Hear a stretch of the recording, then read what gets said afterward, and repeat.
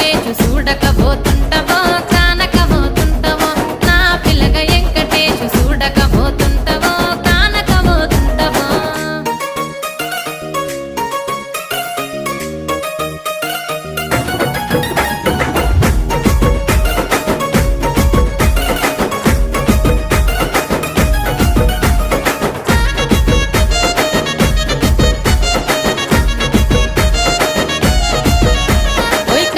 కాటుక వెడితే కన్యాకుమారిని నా కళ్ళు చూడపోతివి